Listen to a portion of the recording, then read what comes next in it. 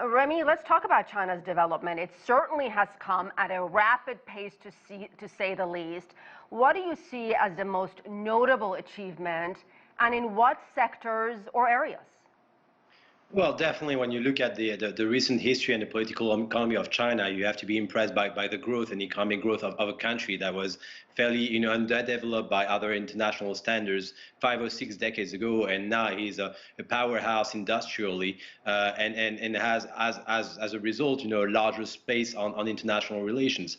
When you look at the history of international relations in China, the way that he has in terms of conflict resolution with the being a member of the United Nations P5 members has been sometimes reduced by the fact that he was not as present in other arenas such as the WTO or discussions at the G20, obviously now arriving, not yet at the G7, but to discuss issues of economic developments at the international level and be part of consultations and negotiation at that level. But in terms of accomplishment, obviously in terms of its economy, you can only applaud the development of the economy of China, albeit unequal depending on different regions and different sectors. But it is a leader on a series of sectors today, from raw materials to infrastructure to new technology, of course. What about, and I think you touched a little bit on this already, its support of multilateralism.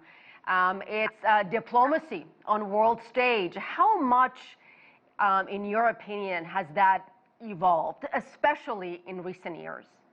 Well, actually, it's very interesting because China is a relative newcomer on focusing on issues of international relations because of the size of China and the importance of local and of domestic development and development inside of China. This has not been a key issue on the agenda from the beginning of, let's say, 4 decades ago. Similarly, in Brazil, another very large country, this is the same issue. While other countries from the European Union or the US are more versed in terms of working on multilateral agendas, of setting standards, of working in consortium and trying to find some common grounds on key issues. And then we're seeing a larger presence from China, obviously, since the last 10 to 15 years, and also of trying to understand that the world is not a zero-sum game in the sense that it's about winning and losing. It's about trying to find a consensus on issues such as climate change, such as international trades issues or norms, qualities, and others, where you need to have an experience of working at the international level and finding a common ground on key issues for development. Remi, what about China's commitment to the United Nations, WHO,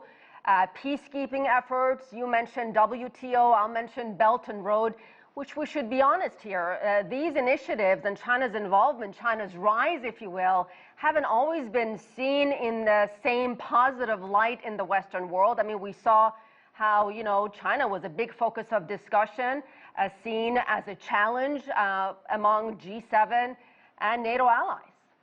Well, when you look at all those different initiatives that you actually named, that there are, or structural institutions, they're very different in terms of nature. Some of them, as the United Nations, in the multilateral organization, where China has a key role as a P5 members, has participated in terms of funding of peacekeeping operations, is a strong player into those arenas. The Belt and Road Initiative is more of a bilateral agreement between some countries and China, so it's a different structure. But it's interesting to see indeed that China has a larger place in a series of those organizations. In the G20, that's obviously we'll be looking at the end of the year, I think in October in Rome, at the summit, where China will have its seat among the other 20 largest nations and most important in terms of economically and political factors. That's a place where China can actually really voice a specific position and, as I said, build consensus and agreements with other nations on key issues, climate change, international investment, and basing itself on issues such as, reciprocity, of finding common grounds.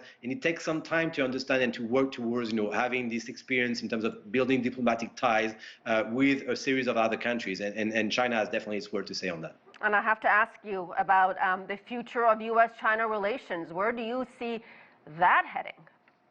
Well, it's interesting to see a certain level of continuity in between the Trump and the Biden administration. Slightly different, though, in terms of its roots and the way that it is voiced. But indeed, it's an issue of consensus for the U.S. in terms of domestic politics and international politics. I think it's an attempt to also carve keep in mind, at the beginning of the Biden administration, Joe Biden is very geared towards multilateralism, and I think that he would welcome down the road a larger and more, let's say, a constructive participation of China in terms of the G20, in terms of the UN. You mentioned a series of them in terms of on a key series of issues, and it's not has to be made to last, and there could be avenues for more collaboration in the second run of his administration. But yes, the tone is strong right now. There are areas of conflict, but none of them are completely unsurmountable. It's understanding what you want to work on around issues, maybe some of norms, of values, and also of working together on a series of economic and political issues. All right, Remi Piet, thank you very much.